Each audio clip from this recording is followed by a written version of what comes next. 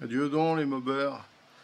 Bon bah écoutez, c'est vrai que je me suis rendu compte que ça fait un sacré bout de temps que j'ai quand même pas fait de vidéo. Donc là j'ai fait une petite nouveauté sur ma mob. Alors je me suis dit bah je voulais vous y montrer. Bon, après une nouveauté, c'est pas moi le premier qui a fait, hein. Il y en a plein d'autres qui ont déjà fait. Mais c'était pour vous montrer que ça se monte assez facilement. Voilà, allez c'est reparti.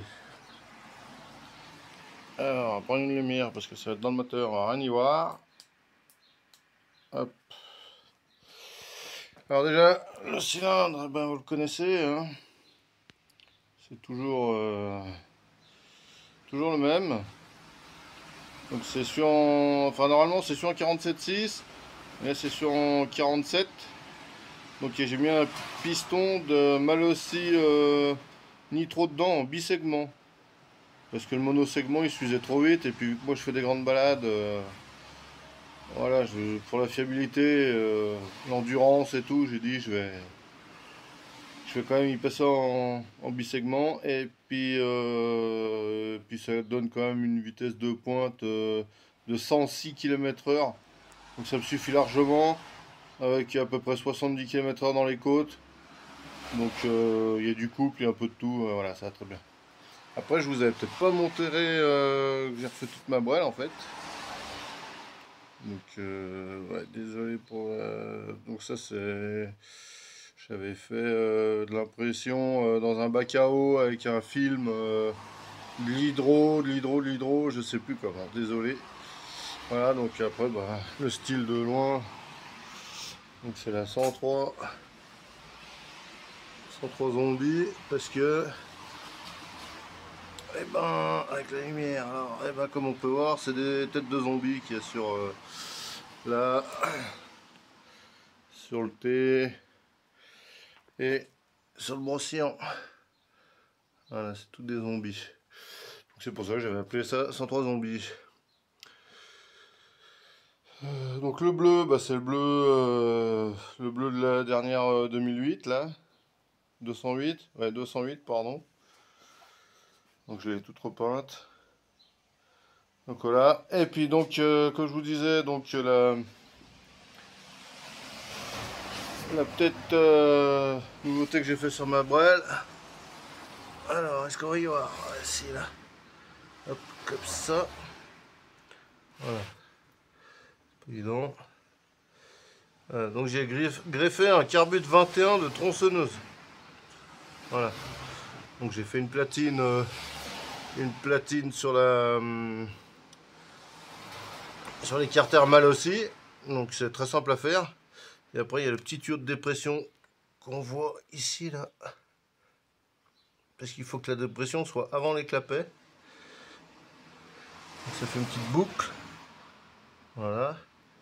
Donc avec deux petits embouts. Et filtre à air, ben le truc de la boule à thé là, hein, qui est pas mal se sert. Donc ça a plutôt pas mal, là j'ai déjà fait quelques kilomètres quand même avec. Assez rapidement et effectivement c'est plutôt très facile à régler. Parce qu'en fait il y a juste deux vis. Je vais essayer de vous caler la lumière, voilà. En fait comme vous pouvez voir, il y a deux vis, celle-là et celle-là. Là, voilà. Donc celle-là, c'est les hauts régimes. Donc plus vous vissez, plus vous appauvrissez, plus vous desserrez, plus vous enrichissez. Et ça c'est le bas régime. Celle-là c'est le bas régime. Et après il y a encore la vis de ralenti qui est là derrière. Donc c'est du. Moi je l'ai mis dans ce sens-là le carbu. Parce que c'est du bon côté pour avoir accès. Parce que si je le mets dans l'autre sens, bah, il y a le plateau donc je peux pas régler. Et l'avantage de ce carbu c'est que on peut y faire prendre tous les régimes qu'on veut, il n'y a pas une goutte d'essence par terre. C'est anti-vibration et tout, enfin c'est à membrane, donc il n'y a absolument aucune merde. Donc je sais que je me suis basé un petit peu sur Rural. Eux ils l'ont monté pour faire de la mob cross.